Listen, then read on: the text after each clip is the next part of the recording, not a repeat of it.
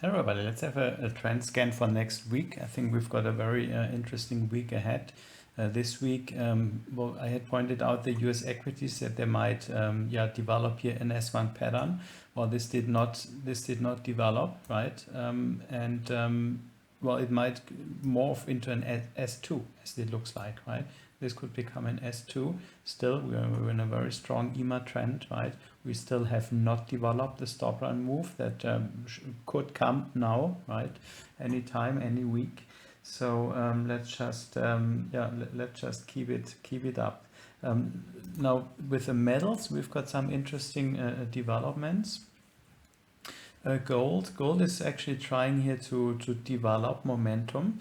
I'm not repeating that we have different patterns adding on top of each other coming from the higher time frames. Here, the last pattern is basically the daily, right? This is a test bar. It has basically triggered on Thursday, and it's now trying to run to reach and then take out the first stop run level. Well, if it does, and then if it breaks the consolidation high, it's not easy to get there, right? Because it's a bit far away and it's relatively high, so it needs some distance to go. But if it breaks the next one here, right, from the other pattern, from the weekly pattern, one time frame high is really close. So it gets taken out at the same time, right? Most probably. So it will not be easy to get there, but once it takes it out, it will take out the weekly consolidation high at the very same time. So how this could play out is it could go high, right? Then it could pull back. It could even go sideways for a time. It could build another pattern, maybe on a 240, right? And then it could take out this one, and then it might get up and not be like shy away, not have the power to break the level. Every stop run level is a level of resistance as well, so we need some power. And ideally, well, we've got a pattern, and it could be a pattern on a lower time frame. So price could get there slowly, and then take this out at the same time. And after this, well, is this up here? Well, that's some distance to go, right? But these two, they're very close to each other as well, right? So once price can take out this one, probably this one will be taken out at the same time.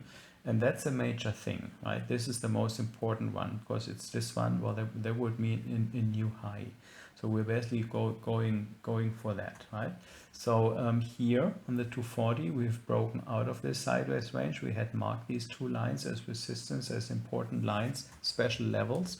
If they break, well, I got an alarm basically, right? So now I'm looking very closely if we get follow through, right?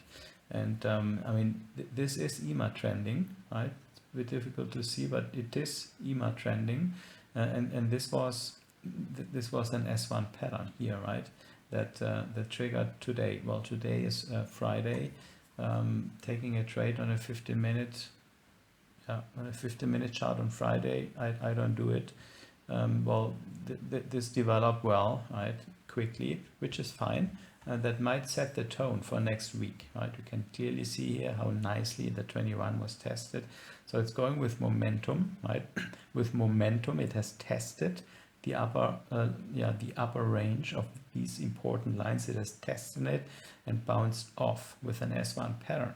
So let's see next week, do we get immediate follow through or does it fail, right? If it fails, well, it falls back into the range. Now to get a confirmation of this gold signal, well, we can look at silver. Did silver move at all? No, right? Silver is still sleepy. I hoped it would drop into this target area, right, for this S1 to develop.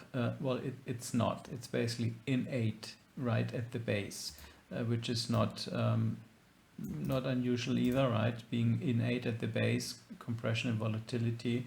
But I would like to see silver to get up, to wake up as well as gold starts to move. Now crude looks pretty good as well. We've been waiting for the break of the level, right? It was not achieved here. Well, we had a big green bar, it failed, right? It closed below the level. We had several bars getting really close, so that basically confirmed, right, the level, the importance of the level. That tried to break away, failed, right? Came back find support at the 21 moving average. Now this bar was big, right? It's the highest close we can see here over these bars. And now today, Friday, we've got another green bar that's basically threatening or attacking the last high. That's a stop run level.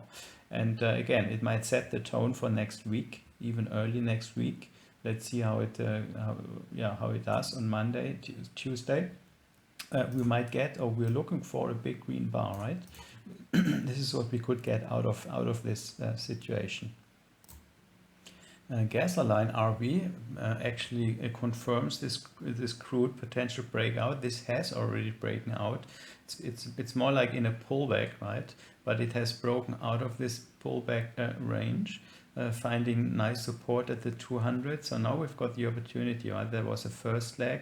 We've got the opportunity to get a second leg. A second leg that breaks this high. If this high gets broken, stop run level. Well, this one is very close. We could see that both are taken out in the same week, because that's a weekly chart.